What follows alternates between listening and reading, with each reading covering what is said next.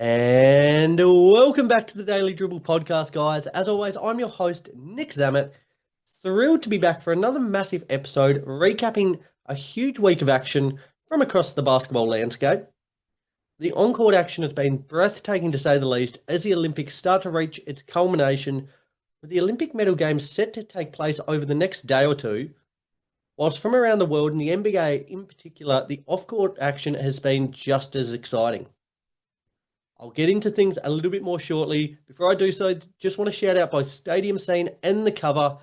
Thrilled to be a part of those two networks, continuing to showcase all of my work here, as well as a whole host of other content creators in and around Australia, New Zealand, the US, and Canada. As I said, all attention is now turning to the NBA season, the 2024-2025 season. It is shaping up as one of the most highly anticipated seasons in recent memory. The storylines from both teams and players is just mouth-watering. I truly think there's going to be a lot of players that step forth into that next phase of NBA that, we're kind of seeing the phasing out of LeBron, KD, Steph. It's the new guard that's about to take over, the Anthony Edwards, the Tyrese Halliburtons, the Ja Morants of the world. This is kind of feeling like a bit of a passing of the guard season, which is going to make it must-watch to say the least. And this week, as attention starts to shift to next season, I thought this would be a great opportunity to kind of shine a bit of a light on a few players in my eyes who I think are going to have huge campaigns. They might not be names that you necessarily think of. They might not be top 5, top 10 NBA players within the league, but players who are going to play a pivotal role on their respective teams this season. We'll get into that very shortly. Let's rattle through some very quick odds and ends first and foremost. Starting with the news that came out during the week that the Portland Trail Blazers are expected to eventually trade DeAndre Ayton. Now, at the moment, the former number 1 overall pick doesn't have too much of a market for him. Across the season, or across his career, should I say, he's averaged tick under 17 points, 10.5 rebounds, and a block per game. Very, very serviceable numbers there. A couple of teams came to mind that I think would greatly benefit from adding a player like Ayton to their ranks. Namely, the Golden State Warriors, the LA Lakers, and the New Orleans Pelicans, I think, are all teams that could really, really benefit from having Ayton. In particular, I think the Pelicans is the big piece. After losing Jonas Valanciunas in the offseason, at the moment, you're looking to start either Daniel Tice or their rookie that they've got, Yves Missy. It's not, if you want to be a championship caliber team, which, they've made the move. They've got DeJounte Murray. They've got players there that should be, pushing for a title. They need a better big man. And I think Ayton is a huge upgrade. I would love to see them go balls to the wall, try and make this happen. And I think that would transform them into one of the title favourites going into next season. Time will tell, though, but as I said, the Blazers are looking to move on from him. It'll be interesting to see which teams put their hand up and try and get his signature.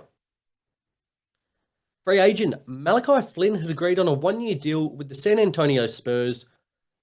Not that much of a household name, Malachi Flynn, but he had a career-high 50 points in April, which it still baffles me. It is probably one of the most surprising 50 pieces in NBA history, I would say. Averaged 8 points across 14 minutes for the Detroit Pistons in the season gone by. Hasn't made too many waves as an NBA player in his career, but I think if he can start knocking the 3-ball down a little more consistently, so far in his career, he's a 33.5% shooter in that regard. If he can get that up to 35, 36%, he should get a look in. With the presence that Victor Wembanyama is going to command this season, everyone on the Spurs should get plenty of space and plenty of opportunities to make these shots. I don't think he's a huge needle mover, but he's a player who on the fringes I think could be quite handy there in San Antonio. In disappointing news for the Warriors, Lauri Markkanen and the Utah Jazz signed a huge 5-year, $238 million contract extension, making him untradeable for the entirety of the 2024-2025 season. Now, Golden State proposed Moses Moody, multiple first and second round picks, as well as pick swaps to Utah in exchange for Markkanen.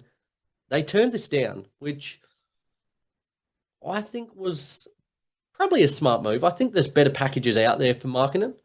He averaged 23 points, 8 rebounds, 2 assists last season. I think he gets better than that. It's really hard when you're just kind of dabbling in draft picks. It's hard to know what they're going to lead to. I think, though, in terms of what you're getting back in the interim, Moody, I don't think is quite enough. That being said, with the Jazz continuing to stick on with Markkanen, might be hoping that alongside some of these younger players that I mentioned over the course of the last fortnight, Walker Kessler, Keontae George, Taylor Hendricks, etc., they've got a bit of a platform to build upon there. Certainly not. They're not a team to be overly feared within the West, should I say. But some of these younger players at their disposal might develop into something. And I think they're a team that's just going to be plucky. On any given night, they're not going to be an easy beat. They're not going to roll over. Colin Sexton, Jordan Clarkson, Lauri Markkanen there, some of these other younger players, there's enough there to cause other teams headaches. So I personally think this is a real big miss for the Warriors. I think this would have made them a team to be feared once again. But now they're really going to have their work cut out for them, I think. They're in the periphery, I reckon, a play-in team. I would say a play-in team at this stage. This would have really elevated them up the standings. So a big miss there for the Warriors, I think. And finally, I touched on it leading into the show, the Olympics. We're now entering the final stages. The medal matchups are taking place over the course of the next 24 to 48 hours. Probably by the time you listen to this one, they will have come and gone. In the bronze medal matchup, we've got Serbia against Germany. And in the gold medal matchup, it'll be the host of France taking on the US, who rallied from 15 points down earlier today to come back and beat Serbia, really off the back of an incredible performance from Steph Curry, LeBron, and KD late in that one. They were the catalysts. With 11 seconds to go in the third quarter, the US down 15. It looked, Jokic was leading this team towards a gold medal matchup against Germany, against France, should I say. They looked like they were just a bucket or two away from really being out of sight. Just shows the talent that the US has at their disposal, being able to rally. In particular, as I said, Curry and KD.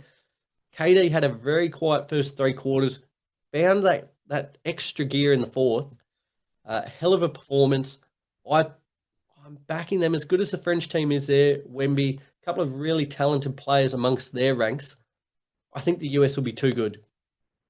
I think this scare against Serbia will just kind of, I reckon they'll come out like a cat on a hot tin roof, to be fair. A lot of energy, a lot of, hunger for it. Not to say that France won't have that. I just think the US, they've got more gears to go to. And I think they'll come out and really put their foot down on this encounter early. There you go, though. Be sure to follow all the socials, Instagram, Facebook, YouTube, Twitter, and TikTok to get those results as soon as they drop from the Olympics. Very appreciative, guys, for all your continued support of the show over the last couple of weeks and continuing to stay up to date with those socials as things have progressed from the Olympics. Nevertheless, let's push ahead. Daily Dribble. Very good.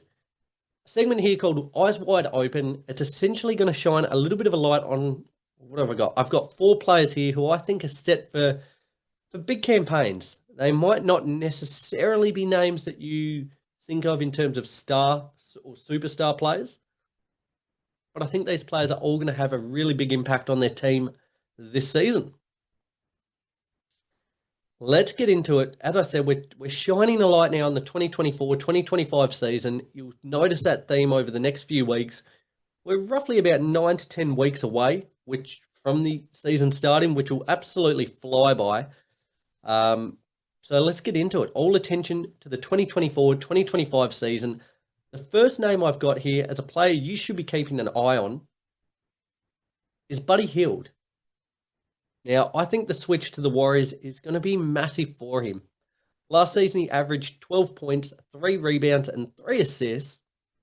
the last few seasons have seen a little bit of a decrease in his offensive output. That being said, he's a career 40% three-point shooter. He's going to fill that shooting void left by Klay Thompson's departure to the Mavericks perfectly. In terms of replacements, that's about as good as you could have hoped for. I think he'll most likely come off the bench, but he should close out games. Like, that shooting is too much of a weapon to leave on the bench in crunch time if they're trailing. But with that coming off the bench, he's going to get so much opportunity to come on and just shoot the absolute lights out. And what's going to be beautiful is in the moments and the minutes, should I say, that he is sharing the court with Steph, because Steph commands so much attention, this is going to open up Buddy for so many open looks.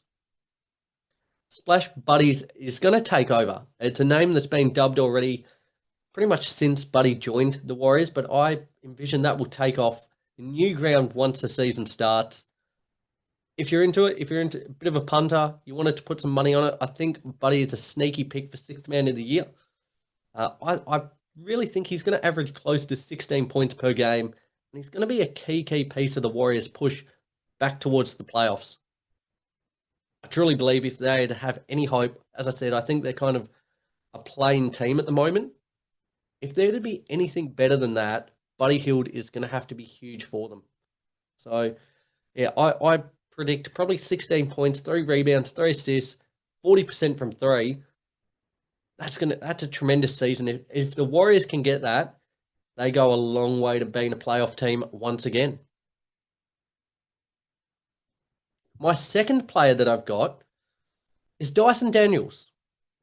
Now, another player who had an off-season move, swapped from the Pelicans over to the Eastern Conference there with the Atlanta Hawks. I think he's had a really solid showing over the last couple of weeks with the Boomers. Last season with the Pels, averaged 6 points, 4 rebounds, and a tick under 3 assists per game, whilst also delivering a steal and a half. What he did with the Boomers, though, really impressed me, and on both ends of the floor. He looked super confident handling the rock, aggressive with his shot, but also defensively, he has the size and kind of touch to cause a lot of offensive players problems. I think the Hawks as a whole are going to be so much better served by just having Trey lead this team as opposed to having to have another star starting guard in DeJounte Murray. But I think, as I said, the key for Daniels, keep working on his two-way abilities. He's made really impressive strides in both offensively and defensively. But for him being aggressive, continue to stay aggressive, get to the rim, attack it when it opens up, and stepping into that 3 ball with confidence is going to be key. Going at 31% so far across his young career, but if he can get that up to 33, 34%, it just adds another string to his bow and makes him such a more valuable player. And I think with that will correlate to an uptick in minutes. Again, Atlanta in a really funny spot at the moment. I think he's going to be a key cog in what they do. If they want to be successful, Trey's that lead star starting guard. Off the bench is not a whole lot of capable ball handling. Daniels is it. He should get really great opportunity to flourish and lead that second unit. And if he can show as much as what he has over the last few weeks with the Boomers, I think he could be set for a really big season. The third player on my list is Stormin Norman Powell. Now, with the departures of Russell Westbrook and probably more importantly, Paul George, the Clippers need players who can score the ball. Norman Powell is a guy who can do that and do it well. Last season averaged 14 points. He took 5 3-point attempts per game and made them at 43.5%. That is an elite clip. That is up there with the best of the best in the NBA. More than serviceable on the defensive end as well. I think it's probably almost forgotten a little bit how, he's not a super defender, but he more than holds his own. And I think that's, if you're playing in a team with James Harden, Kawhi, you need to be able to hold your own on the defensive end. That being said, offensively, where he's going to do his damage, I think the Clippers, they've got players, they've recruited enough to be competent. Derek Jones Jr., Nick Batum, Mo Bamba, Chris Dunn. You're losing Paul George. Paul George, most importantly, Russell Westbrook as well. If they want to be a great team, Powell's going to have to be a big, big cog in this. I still don't know how much faith you put in the health of James Harden, of Kawhi. If these guys are missing games, even if one of them's missing a game at a time, Norman Powell essentially becomes that number 2 from an offensive standpoint anyway. As well as getting his own, I think he's going to have to make sure, he's probably going to start coming off the bench. But if that is the case, as well as getting his own from a scoring perspective, I think he's going to be handling the ball a lot. He needs to make sure that he gets guys like Nick Batum, who's open in the corner, gets these other guys involved. I think it's a super interesting year for the Clippers. It's not a rebuild or reset year. Stevie Ballmer, the money that he's invested is still pedal to the metal, but they've just kind of recalibrated a little bit. So who knows? Maybe going back to having those 2 stars in Harden and Kawhi will bear fruitful. I'm not certain. I don't see them as a real big threat in the West, but it's going to be a huge year for the Clippers nevertheless. And if it is to be hopefully successful, Norman Powell will be a huge part of that. Let's go to my 4th and final player is Jimmy Butler. Now, Jimmy will be 35 by the time the season starts. Somewhat like the Heat as a whole and Jimmy himself, they are notoriously slow starters. Once playoffs come around, they seem to find another gear. More often than not, Jimmy transforms into essentially a top 5 player in the league across the playoffs. He's a real kind of a bit of a sleeping lion. But as I said, once those playoffs, that back end of the season, the playoffs start, he's a completely different player. That being said, the East is continuing to get stronger. I don't think the Heat are going to be able to coast their way into the playoffs this year, as they have the last few seasons. I think they're going to be in a real dogfight. Therefore, I expect Butler to be the guy who once again has to put this team on his back and has a big regular season. Last season, he averaged a tick under 21 points per game, 5 rebounds, 5 assists, and nearly a steal and a half a game. The Heat just look so much better when Jimmy is in attack mode.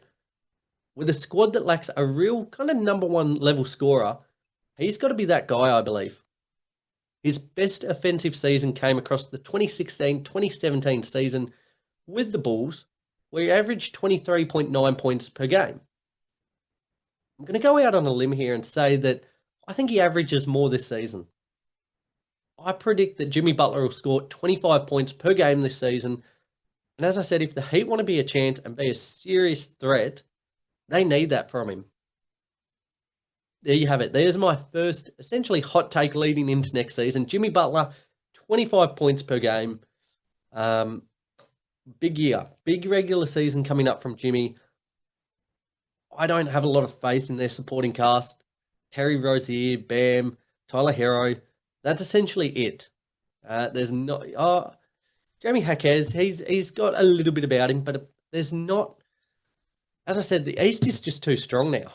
And if that's what you're going into battle with, coming up against the Bucks, coming up against the Celtics, Philly, Pacers, Knicks, Cavs, they're going to have their work well and truly cut out for them. So Jimmy's got to be the guy. Watch this space. Nevertheless, there you have it, guys. To recap that, these are the 4 players that I think you should be keeping an eye on heading into next season. We had Buddy Hield, Dyson Daniels, Norman Powell, and Jimmy Butler. There they are, guys. They're the 4 names you need to keep an eye on for the 2024-2025 season. All of them are going to certainly have their work cut out for them.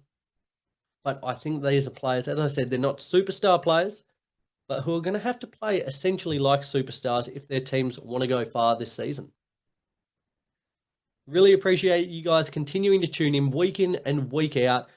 You might appreciate that I sound a little bit nasally today. I've been dealing with a bout of sickness, and I tell you what, I've been hanging on for grim death not to cough. I've just, you can't see it there, it's empty. I've just had a hot lemon and honey drink to try and clear the throat, but I've been well and truly in the hurt locker today. Nevertheless, that's probably a good sign that I should wrap this up. Enjoy the last couple of days of the Olympics, guys. By this time next week, we will have crowned our gold, silver, and bronze medalists. I anticipate that I'll be sitting here this time next week saying that the US are crowned gold medalists once again. Let's see what the French phenom Victor Wembanyama can throw their way. Till next week, though, guys, continue to stay up to date with all the socials, Instagram, Facebook, YouTube, Twitter, and TikTok, as well as subscribing wherever you listen to the show to ensure you stay up to date with all the latest news from both the NBA and the NBL, which is rapidly approaching as well. Anyway, till next week, guys, have a fantastic week. Enjoy the off-season as it starts to wind down, and I can't wait to speak to you again next week. Take care.